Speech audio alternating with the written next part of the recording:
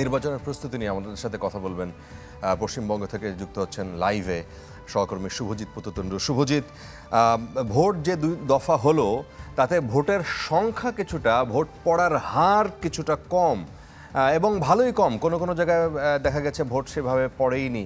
এই বিষয় নিয়ে কোনো রকমের টেনশন কি আছে বিজেপিতে?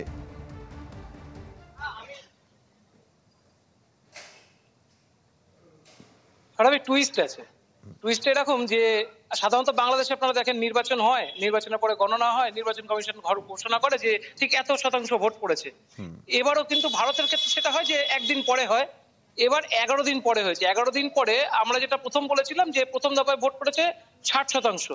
এবার প্রথম দফায় 11 দিন পরে নির্বাচন কমিশন সাংবাদিক সম্মেলন করে ঘোষণা করেছে ভোট পড়েছে 66.14%। দ্বিতীয় দফায় ভোট পড়েছে 60.96%। নির্বাচন কমিশন 11 দিন পরে এসে বলছে ভোট পড়েছে 66.71%। অর্থাৎ প্রায় 6% ভোটের জাম্প আছে, বেড়ে গেছে। 11 দিন পরে নির্বাচন কমিশন বলছে, এবং নির্বাচন কমিশনের এই ঘোষণাকে বিরোধীরা বলছে বিজেপির যেখানে যেখানে ভোট কমে গিয়েছিল সেখানে সেখানে ভোট বাড়িয়ে দেওয়া হয়েছে, বুথ ভিত্তিক ভোটারের সংখ্যা দেওয়া হচ্ছে না।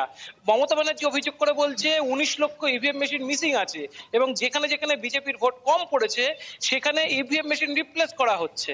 বিভিন্ন অভিযোগ আসছে, এমন টুইস্ট কিন্তু রয়েছে। তবে এর মাঝে আরেকটা খবর আছে, বাংলাদেশ থেকে আবার আওয়ামী লীগের একটি প্রতিনিধি দল তারা এসেছে এই ভোটের প্রস্তুতি পর্যবেক্ষণ করতে, ভোট কিভাবে হবে তার পদ্ধতি দেখতে।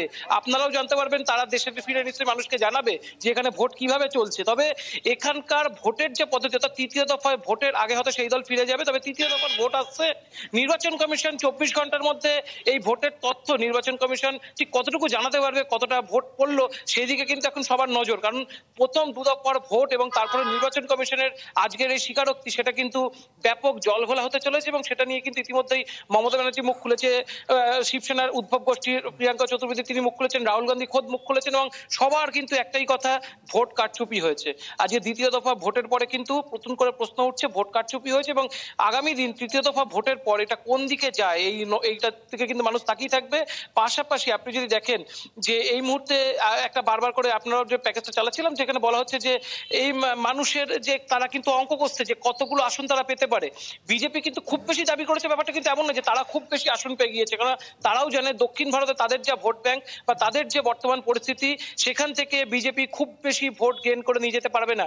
পাশাপাশি পশ্চিমবঙ্গের মতো রাজ্য যেখানে বিজেপি উঠতি শক্তি, সেখানেও কিন্তু বিজেপির যে খুব ভালো পরিস্থিতি সেরকম নয়। সব মিলিয়ে আগামী তৃতীয় দফার দিকে সবাইকে তাকিয়ে থাকতে হবে, এবং বাংলাদেশের এই প্রতিনিধি দল ফিরে গেলে আপনারা তো খবর কিছুটা পাবেনই। ফারাবি, হ্যাঁ, অনেক কিছু, অনেক এই নির্বাচনে অনেক রকমের প্রশ্ন। নির্বাচন কমিশন নিয়ে ভারতে এর আগে আমরা কোনো নির্বাচনে দেখিনি, এবার অনেক প্রশ্ন। আপনি যে বললেন ভোট কারচুপির কথা, আমাদের বাংলাদেশে যারা পর্যবেক্ষণ করতে গেছে নির্বাচন, দেখি তারা এসে কি বলে আমাদেরকে। অনেক ধন্যবাদ শুভজিৎ পুততুণ্ড, আমাদের সহকর্মী, তিনি ভারত থেকে আমাদের সাথে যুক্ত হয়েছিলেন এবং তিনি নির্বাচনের খবর দিচ্ছিলেন।